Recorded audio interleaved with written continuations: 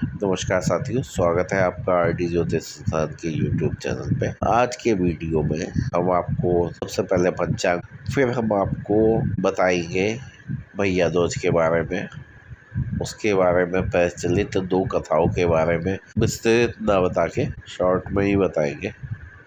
उसके बाद आपको चित्रगुप्त पूजा के बारे में बताएंगे और फिर यम द्वितीया पूजा के बारे में आपको बताएंगे। तो वीडियो काफ़ी रोचक होगा, देखिए। आज का पंचांग दिनांक है 15 नवंबर 2023, दिन है बुधवार, तिथि है शुक्ल पक्ष की द्वितीया, कार्तिक मास की, ऋतु है शरद, सूर्योदय का टाइम 6:32, सूर्यास्त का टाइम 15:21। राशि सूर्य की तुला है। द्वितीया तिथि 13:48 की है। ज्येष्ठा नक्षत्र है। अतिगण योग है। कॉलम कर्ण है। चंद्रमा की राशि वृश्चिक है। चंद्रमा का निवास उत्तर है। दिशा शूल उत्तर है। अयन दक्षिणायन है। विक्रम संवत 2080 है। शक संवत 1945 है। 11:35 से 12:57 तक अभिजीत मुहूर्त है। राहु काल का समय 11:56 से 13:17 तक है। गुली काल का 37 से 11:56 तक है। यमघट काल का समय 54 से 9:15 तक रहेगा। आज के त्योहारों की बात करें तो आज भैया दूज है, यम द्वितीया है और चित्रगुप्त पूजा है। तो तीन त्योहार है। उदया तिथि आपको द्वितीया मिली है, इसलिए दूज पूरे दिन होगी, ठीक है। हालांकि तृतीया तिथि लग जाएगी, लेकिन द्वितीया ही मानी जाएगी। आज जिन जातक जातिकाओं का जन्मदिन है, शादी की सालगिरह है, उनको बहुत बहुत शुभकामनाएं। मैं आपको बताता हूँ भैया दूज के बारे में।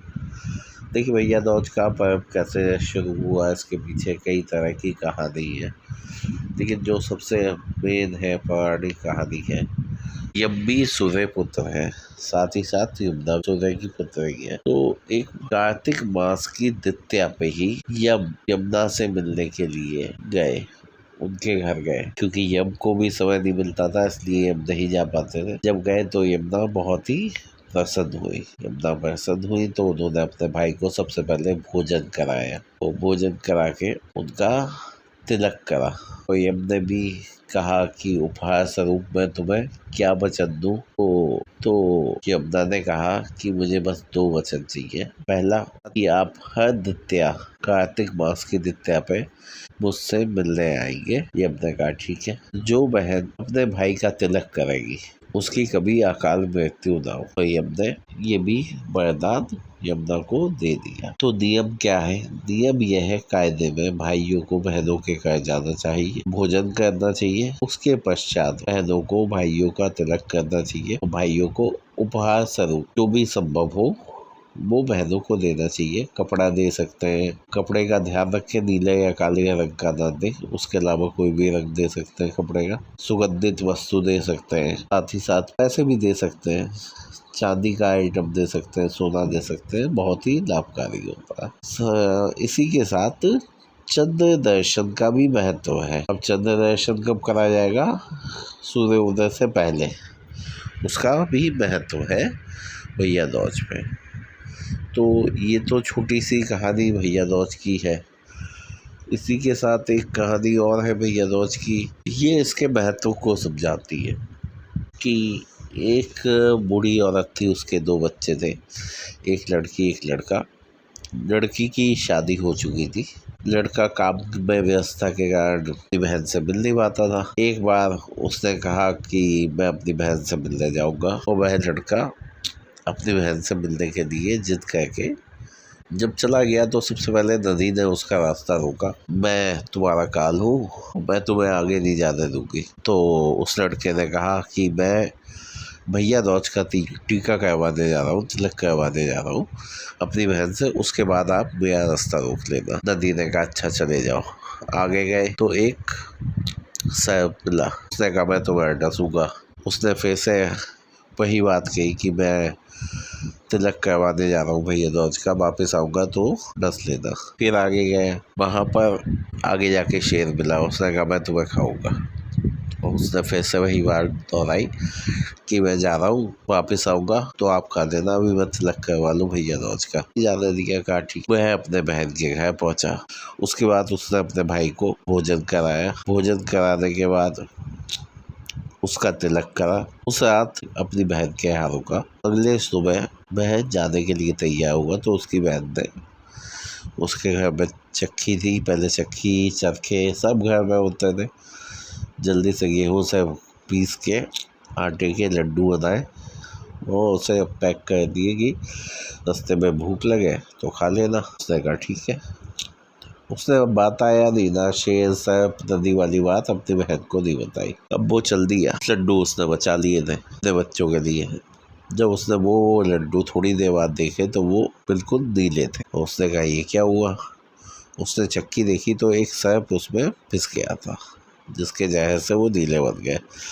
उसने उन लड्डुओं को जल्दी से एक जगह गाड़ा और उस रास्ते पे भागी जो रास्ता उसके गांव की ओर जाता था। जब वो भागी तो उसे अपना भाई एक जगह सोता हुआ दिखा। उसने भाई को जगाया और पूछा तुमने लड्डू तो दिखाए। उसने कहा नहीं। उसने पूरी बात भाई को बताई, लड्डू निकाल के जमीन पर गाड़ दी।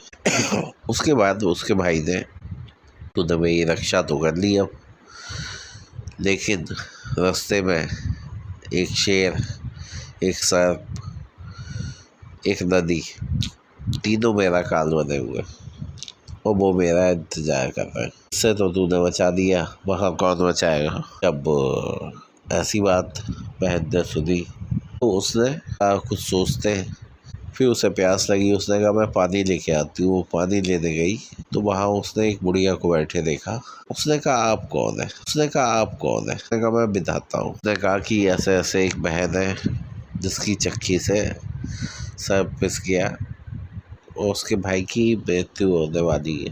तो उसने कहा ये तो मेरे से ही हुआ। उसने कहा आप मुझे उपाय बताएं कि भाई की रक्षा कैसे कर सकती है वो बहन।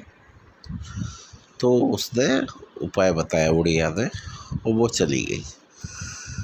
जब वो चली गई तो वो अपने भाई के पास पहुंची और उसने कहा तुम थोड़ा सा इंतजार करो, मैं आती। एक बांस का टुकड़ा खरीदा, एक चुन्नी खरीदी और दूध खरीदा और कहा भाई मैं तेरे संग चलूँगी। जल्दी हो। चलते सबसे पहले शेर मिला।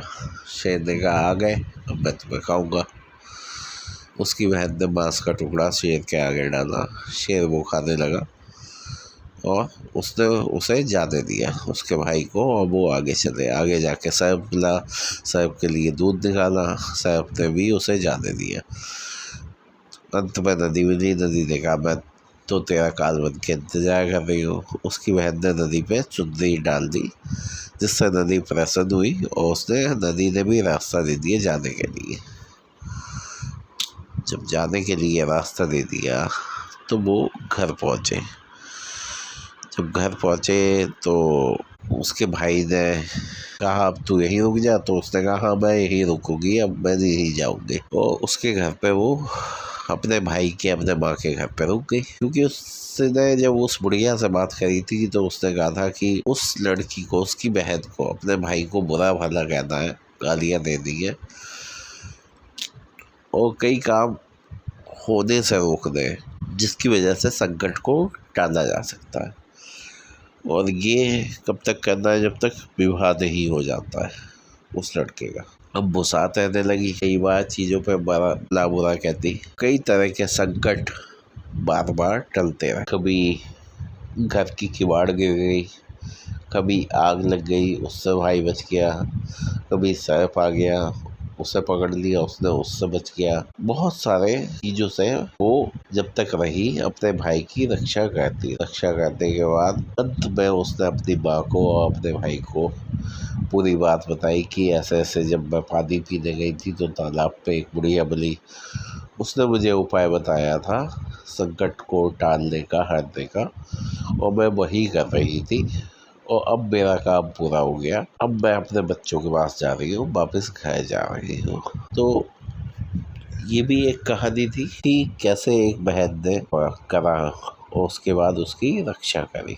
कहानी को थोड़ा शॉर्ट में सुना है मैंने। अब चित्रगुप्त पूजा। चित्रगुप्त कौन है? चित्रगुप्त यमराज जी के हिसाब किताब रखने वाले हैं, लेखा जोखा रखने वाले। काय का लेखा जोखा रखते हैं? जो व्यक्ति की मृत्यु होती है उसके पाप पुण्य, उसके कर्मों का लेखा जोखा चित्रगुप्त रखते हैं। चित्रगुप्त महाराज कायस्थों के भी भगवान माने जाते हैं। चित्रगुप्त जी की पूजा कैसे करते हैं? चित्रगुप्त की पूजा करने के लिए सबसे पहले एक चौकी लीजिए, उस पर लाल कपड़ा बिछाइए।